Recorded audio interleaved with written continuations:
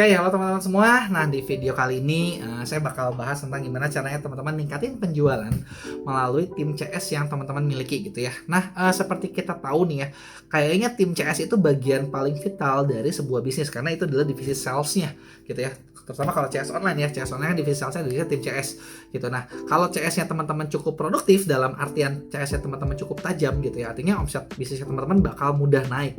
Tapi kalau misalnya CS-nya teman-teman kurang terlalu tajam gitu ya, artinya nggak bisa jualan, ya bisnisnya teman-teman bisa jadi dalam ada masalah nih gitu karena jualannya kurang gitu ya. Nah, itulah bedanya antara teman-teman punya CS yang bagus sama CS yang mungkin harus dilatih gitu ya, atau mungkin jangan-jangan CS-nya nggak tepat gitu ya. Nah, di sini saya bakal sharing nih gimana caranya kita ngebentuk tim CS yang misalnya mungkin bisa ditarget.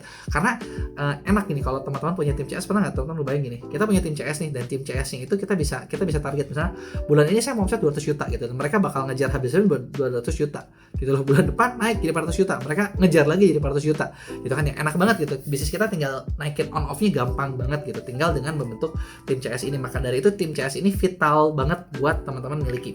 Nah, gimana caranya buat dapat CS yang bagus? Karena sering juga banyak teman-teman yang curhat gitu ya, yang cerita kalau mereka CS-nya tuh nggak produktif gitu, dalam artian kadang banyak yang kerjanya males-malesan gitu ya, ada juga yang udah kerja sih, kelihatannya kerja keras gitu tapi nggak ada hasilnya gitu ya.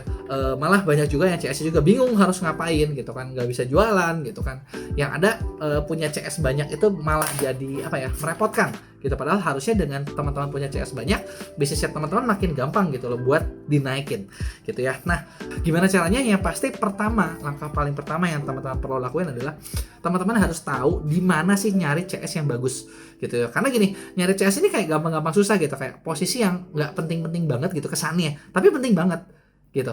Terus kalau dibilangin posisinya penting banget gitu ya, tapi nggak banyak juga sih orang yang mau jadi CS gitu sebenarnya.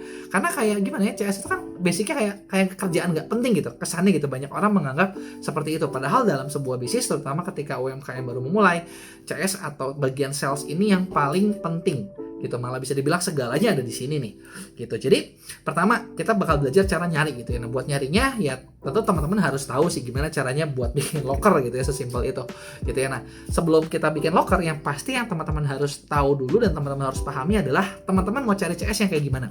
Itu yang harus kita tahu dulu sebagai business ownernya. Karena kalau teman-teman nggak tahu mau cari CS kayak gimana gitu ya, nggak mau tahu mau cari orang kayak gimana, teman-teman bakal susah dengan bikin kriterianya.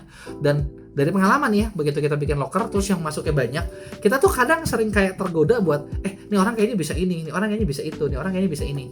Dan kualifikasi yang macam-macam, CV yang warna-warni dengan berbagai keahlian yang teman-teman terima gitu ya, itu kadang kita bisa bingung, kita bisa get lost gitu ya. Dan jadinya ya kita nge-hire orang yang salah gitu. Padahal tadi kita mau CS, cuman karena ngeliat yang ini bisa gambar, bisa ngedit, bisa gini, bisa gitu, ya udah deh pengennya yang semuanya bisa. Dan biasanya yang semuanya bisa yang nggak jago-jago banget gitu. Maka dari itu teman-teman perlu cari yang spesifik banget gitu loh. Jadi kayak orang ini bagusnya di mana sih gitu loh. Karena dengan kita dapetin yang spesifik banget gitu ya, teman-teman bakal dapetin talent-talent terbaik gitu ya. Dari yang saya ngalamin sendiri ya, ketika saya banyak bikin jualan di Shopee, di Tokopedia gitu kan, di FB Ads, di mana gitu kan.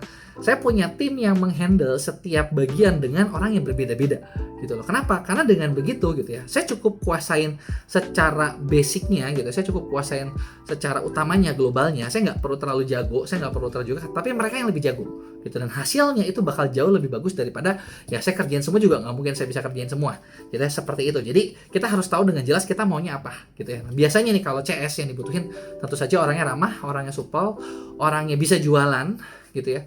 Terus orang itu kalau bisa punya pengalaman gitu ya, bisa ngetik cepet gitu, mau pakai laptop ataupun mau pakai komputer ataupun mau pakai handphone gitu ya. Terus kalau bisa juga orangnya itu adalah setipe dengan target market yang teman-teman kejar. Maksudnya gimana? Maksudnya gini, kalau teman-teman mau jualan ke emak-emak gitu ya, bagusnya CS-nya jangan terlalu muda karena mereka kadang nggak ngerti psikologinya emak-emak kayak gimana. Bagusnya yang mungkin mendekati gitu. Kalaupun nggak ada ya udah, yang masih mudanya nggak apa-apa, tapi maksudnya kita perlu ajarin lebih gitu buat pola pikir si emak-emaknya seperti apa supaya mereka bisa masuk dan mereka bisa jualan lebih kencang gitu ya. Itu yang pertama. Jadi teman-teman harus tahu nih, teman-teman mau carinya seperti apa CS-nya. Itu bagian pertama. Bagian kedua, nah setelah teman-teman tahu ya, teman-teman pasang nih iklan tersebut di mana gitu ya. Sebenarnya tempat buat cari locker sekarang ini banyak banget gitu, bahkan banyak yang murah gitu ya. Ini saya kasih beberapa rekomendasi yang biasanya saya pakai ya. Pertama, teman-teman bisa pasang iklan di Glints gratis Cuman mungkin nggak ya, kalau misal dia ada yang berbayar dan yang gratis ya. Kalau yang gratis nggak terlalu banyak sih dapatnya, tapi cukup lumayan lah, cukup oke, teman-teman bisa pakai gitu ya. Terus yang kedua, teman-teman bisa juga buat locker di Facebook gitu ya. Teman-teman tinggal upload di Facebook group yang ada di kotanya teman-teman, kan suka banyak ya kayak locker Bandung, locker Jakarta. Nah, teman-teman upload aja di situ gitu, posting aja di situ pakai lockernya. Biasanya ketika teman-teman ngupload di locker situ gitu ya, teman-teman bisa dapat cukup banyak aplikan juga gitu ya, banyak orang-orang yang daftar gitu. Tinggal teman-teman nanti sortir lagi gitu, sesuai nggak dengan kriteria yang awal udah kita tetapin. Kalau teman-teman nggak punya kriteria, nanti bakal susah, yang masuknya banyak, terus kita nggak mungkin terima semua, kita paling cuma ambil 1-2. Jadi makanya kita harus punya kriteria yang tepat banget gitu loh, yang dibutuhin. Terus setelah Facebook, teman-teman juga bisa pasang di kalau favorit saya 2 ini, Jobstreet dan LinkedIn.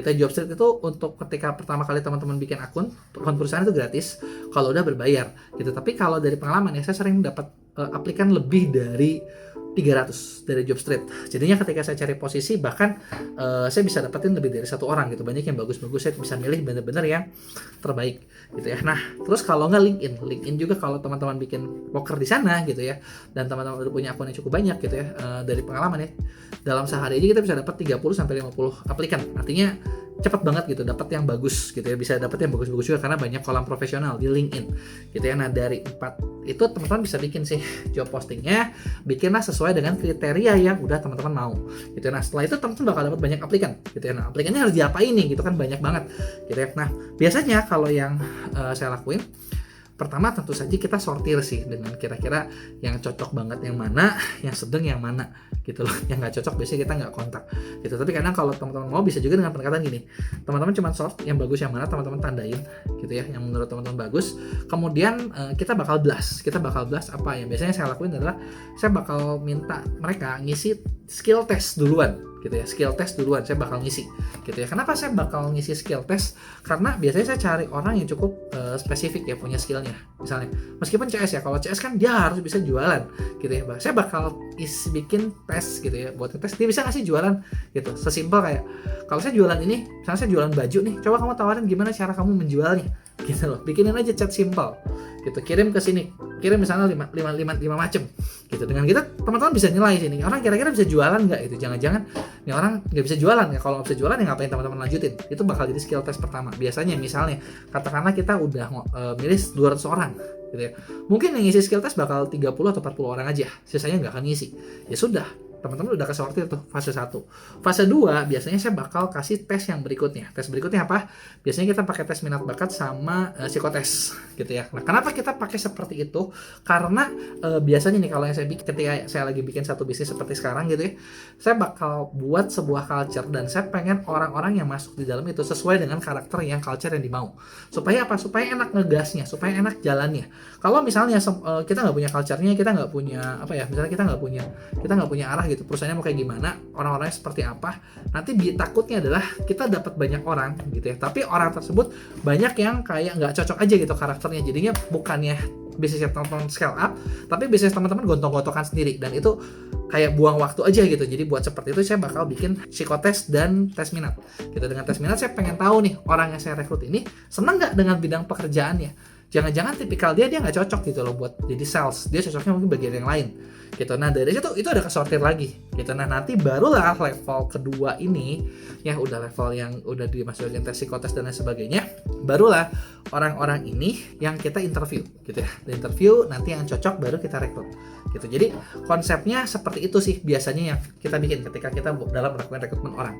Nah, setelah orang-orang tersebut rekrut, nah disinilah tugas teman-teman yang berikutnya, yaitu teman-teman perlu bikin sistem dan perlu bikin lingkungan yang nyaman buat tim CS-nya. Karena gini, kalau misalnya orang masuk nih, skillnya bagus, tapi lingkungannya dia nggak nyaman ya, mungkin dia nggak tumbuh gitu. Tapi kalau misalnya kita bisa bikin lingkungan yang nyaman, kita bisa bikin sistem yang nyaman gitu kan, di situ orang-orang tersebut baru bakal tumbuh gitu. Dan itu buat bikin sistem, bikin lingkungan, itu termasuk juga di dalam onboarding pertama. Kita jelasin jualannya ngapain, ininya ngapain, aturannya gimana, terus kita buat aturannya seperti apa gitu ya. Nah, dengan begitulah teman-teman bakal dengan mudah banget gitu ya nyetak tim CS yang, atau tim sales, bahkan mungkin tim yang lain juga sebenarnya konsepnya sama, yang nantinya bakal bisa bertumbuh dengan bisnisnya teman-teman gitu. Oke, mungkin itu aja sih materi singkat tentang gimana caranya dapetin tim CS, atau mungkin sedikit materi tim building yang bisa teman-teman praktekin. Sekian, sampai jumpa video berikutnya.